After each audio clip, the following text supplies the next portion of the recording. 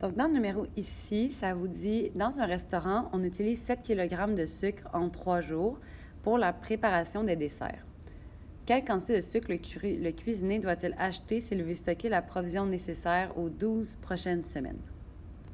Donc, toi, ce que tu sais, c'est que tu utilises 7 kg de sucre en 3 jours et tu cherches la quantité nécessaire aux 12 prochaines semaines. C'est une situation qui est proportionnelle, donc on va pouvoir la résoudre à l'aide d'une proportion. Une proportion, c'est une égalité de deux taux. Donc, on a décidé dans notre taux de mettre la quantité de sucre au numérateur, puis la quantité, le temps, en fait, au dénominateur. Donc, on va continuer avec le même principe. Les 12 semaines, c'est un temps, donc on va le mettre au dénominateur. Et toi, ce que tu cherches, c'est une quantité de sucre, donc ton inconnu est là. Donc, toi, ce que tu cherches, c'est une valeur qui va faire en sorte que ces deux taux-là vont être égaux. Puis lorsqu'on a une égalité de deux taux, bien, c'est là qu'on a une proportion. Pour trouver une valeur manquante qui respecte le fait que la situation soit proportionnelle, il y a plusieurs façons de faire.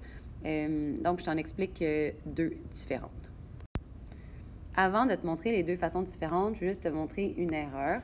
Il y a des gens qui vont penser, par exemple, que ici, bien, le temps il est 4 fois plus long. Donc, on va devoir quadrupler aussi la quantité de sucre. Ça, ce n'est pas vrai parce que 12 semaines, c'est pas 4 fois plus long que 3 jours. L'erreur ici, c'est de ne pas changer les unités avant de commencer à résoudre.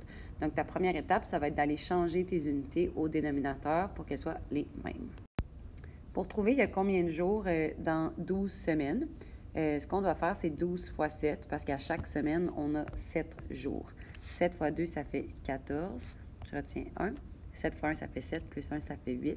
Ce qui veut dire que dans 12 semaines, eh bien, je vais avoir 84 jours.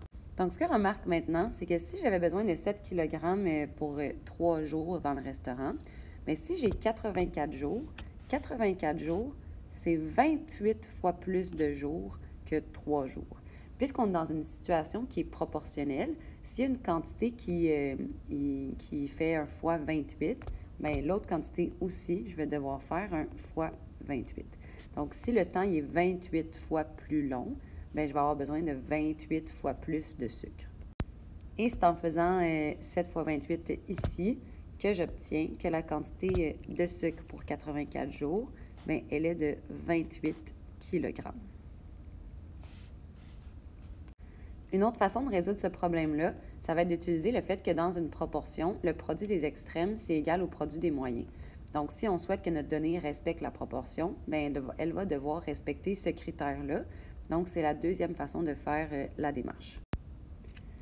Donc, ce que ça veut dire, c'est qu'il faut absolument que lorsque je fais 7 fois 84, qui sont le produit de mes extrêmes, ça donne la même chose que 3 fois x. Donc, on y va. Si on fait 7 fois 84, il faut absolument que ça donne la même chose que 3 fois ma valeur manquante. Donc, je fais 7 fois 84. Ça va me donner 588. Il faut absolument que ça soit la même chose que 3 fois x. Et je divise par 3 et j'obtiens encore une fois mon 196 kg qui est égal à mon x. Et voilà.